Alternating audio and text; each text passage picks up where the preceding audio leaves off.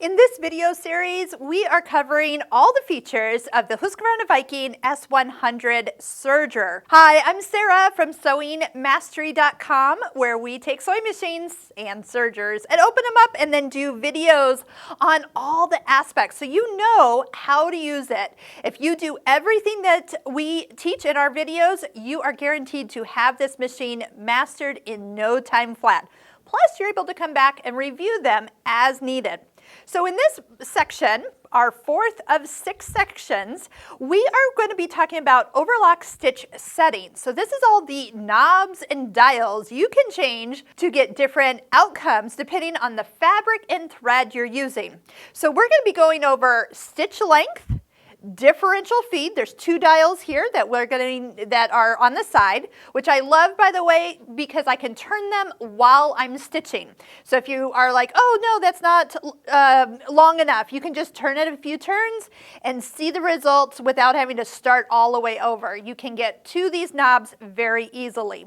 There is also a cutting width knob here. So we're going to explain what cutting width is. It's not stitch width, and that's always kind of a tricky topic, but once you see, I'm going to give you 2 examples of what to do so you can see it on your own serger.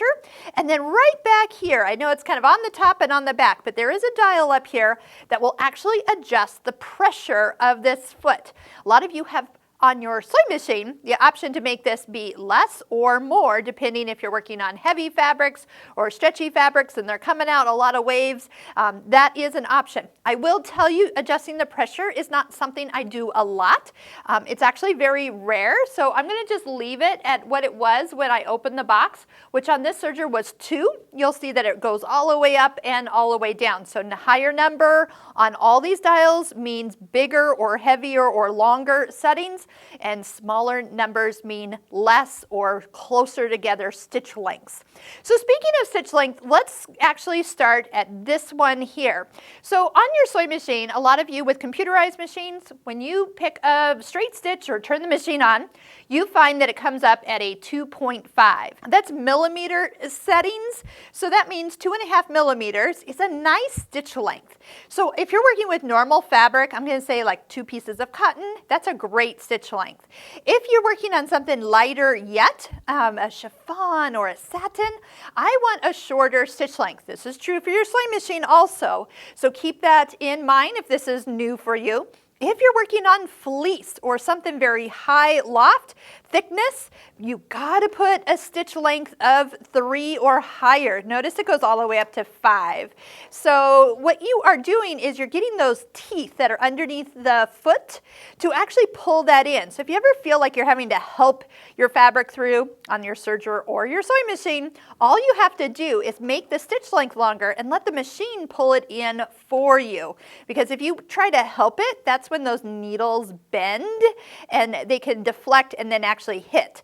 That usually is what breaks a needle, and then on a serger you can be hitting other things, and that's not good. So if you feel like you're getting a lot of stitches, make sure the stitch length is long enough for the fabric you're going through. So 3 or 4 is something to keep in mind. So what I'm going to do is actually show you how you could test on your fabric. So remember, we're folding our fabric in half, and I love to serge off the fold so I can see the difference on the inside. It automatically opens. That's a little trick. So I'm going to just set my fabric right up to the edge of the foot, and then I'm going to start at the longest setting. And you're going to notice how fast this fabric travels through the fabric. And I know I was kind of turning a knob earlier, so I'm going to just turn that back. I'll tell you what that was in a second. Then at each of the settings, 4, 3, 2, and we're set up for a 4 thread.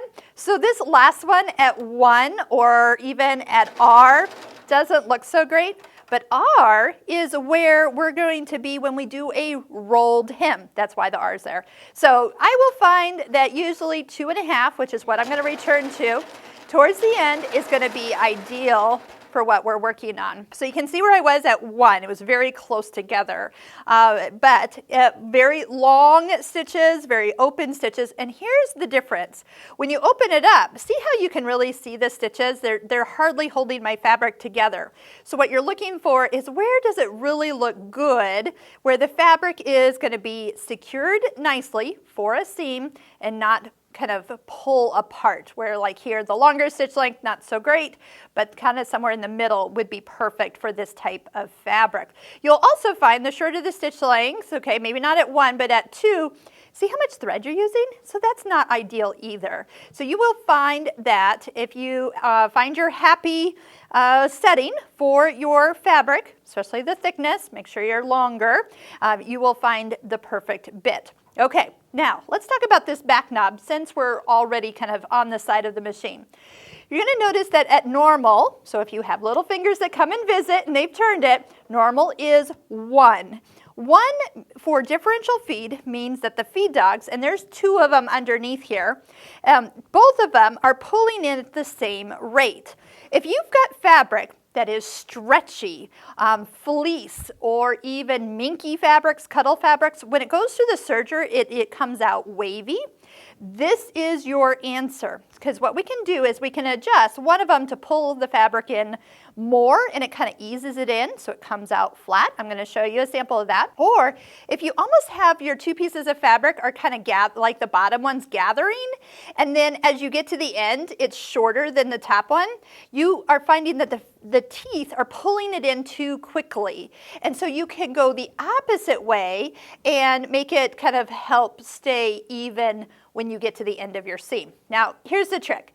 Number 1, you probably don't use this all the time. Like I've bought stretchy fabric for classes and I'm thinking, oh, this is gonna be awful. And this will be perfect for teaching differential feed. And then we sew it on all the sergers and it comes out perfect. So I'm like, okay, why did this fabric need differential feed or not need it? You never know. Sometimes it could be the grain, you know, if you're sewing this way versus this way. But when you need it, and here is where we're going to do it. Second, you're probably not going to remember, unless you come back to this video, which way to turn it. So here's the trick. If you turn it one way and it gets worse, go the other way. So that makes sense, right? So it's not going to mess up anything because you're always going to do a test before you use it on your fabric. And so then going the opposite way is going to probably be making it better. So here is what I have for you to see. I have a knit that's very, very stretchy. So I'm going to just go ahead and stitch on the fold at a normal differential feed. So we've got to stitch it all the way through.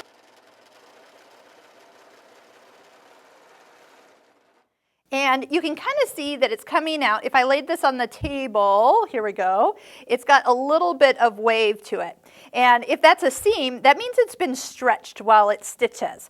Now, isn't that a beautiful seam on knit? If you struggle with sewing knit fabrics, you just got to switch over to your serger. It's so much faster.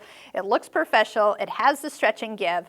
But when your fabric has the stretch, you might need to use the differential feed. So what I'm going to do is I'm going to turn it towards the bigger number. I'm going to go to 1.5 and stitch it on the opposite side.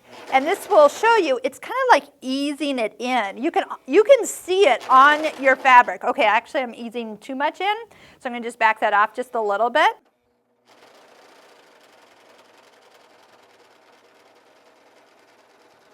That's why I love these knobs on the outside, because you can adjust it as you go. But look how flat that second one is. It is so perfectly flat compared to the first one.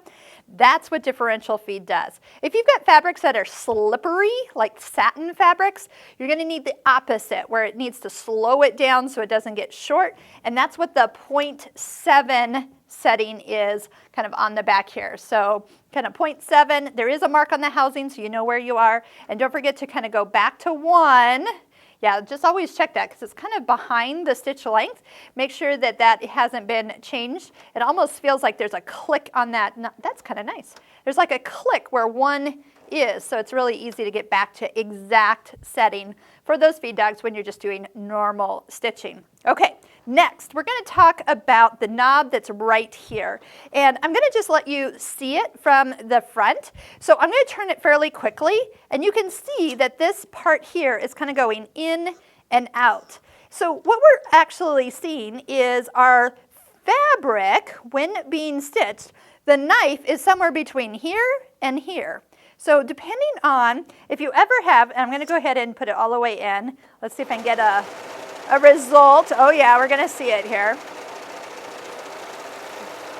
So I had to sew on just a single layer of fabric to really get this to look right. So can you see where there's a little gap between the edge of the fabric and the edge of the loops on top? So a lot of people think this is a tension issue, and it's really not. All it is there was more fabric being cut off then I need to fill in that stitch. Now there's a reason for that, is because some of the thicker fabric, you got to cut it off, otherwise it's like it's too full. So it's kind of a hard one to say, because people always ask, well, what am I supposed to set it on? I'm like, well, you have to sew on the fabric and see.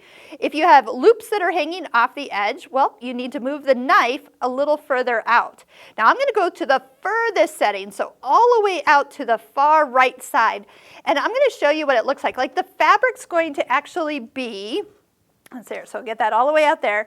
It's going to be like full, if that makes sense. And it might not even lay flat. Like the fabric might even kind of start to curl inside the overlock stitch and not lay completely flat. I can tell this is very full. It's even kind of pulling. Here's another reason. So see on the back side here where it's kind of pulling on my tension, so it's even opening up my seam more than I want it to. Because this is so full, it is pulling that direction. So having too much fabric can actually make your tensions not look right. So adjust that back down to kind of a happy middle. And again, every fabric's going to be different. So that's why in the book it always says normal, because it doesn't know what fabric you're actually working on. So I'm going to just go ahead. I'm going to find kind of my normal. I'd rather have a little air in between the edge and the fabric and the stitches than having too much as we go. All right, I love the look of that. So just kind of keep in mind, you just want those stitches to kiss the edge, and then you'll know when you really have the right setting. So one more thing that people ask about the cutting width. So yes, we can make it narrower or wider depending on our thickness of fabric. But people ask, well, can I disengage the knife? And on this serger, you actually cannot. It is locked into position here. But here's the thing. If you are not wanting to cut off any fabric, what I want you to do is just practice running your fabric right next to the knife. Honestly, the knife is my visual guide. So if I'm trying to, cut the same amount off, I'm looking at where the knife is cutting and keeping it equal as I go from fabric piece to fabric piece. So if I don't want to cut off anything, I'm going to guide my fabric right beside it, and then that way you can see that you're just maybe even just giving it a little haircut, like skimming that edge.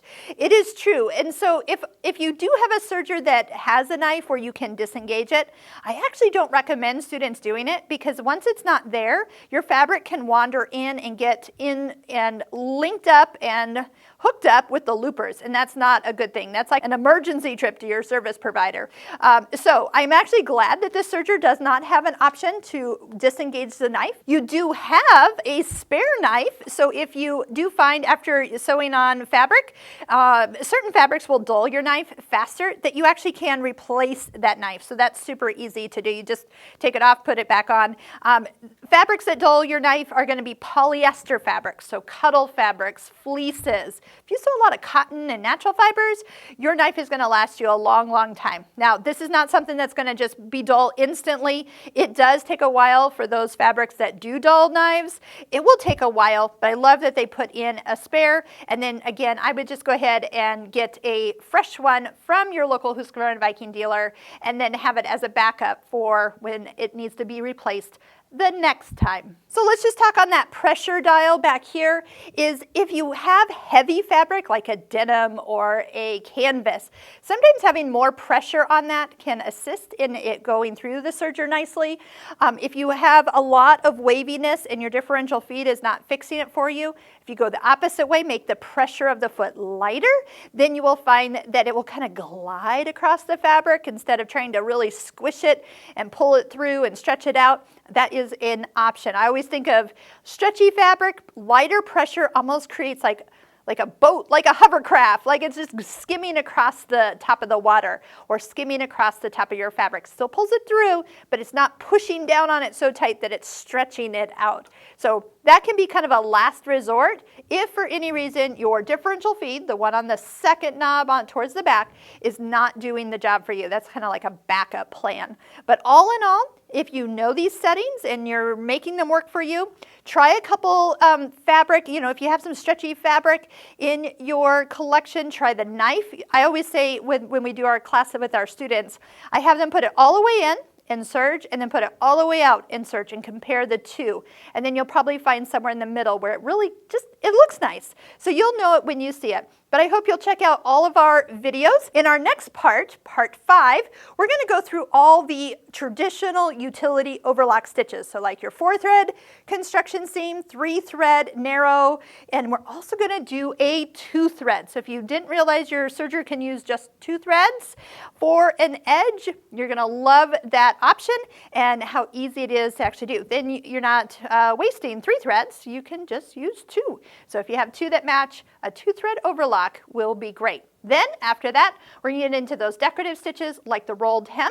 So if you need to find the links below, you can click in the description to find all the details, including my favorite Craftsy classes to really take your serger to the next level. All right, happy serging. And if you're loving these videos and mastering your serger, leave us a comment below and make sure you give us a thumbs up and a like to this video. I'll see you at the next lesson. And if you've got questions, let us know by putting them in the comments below.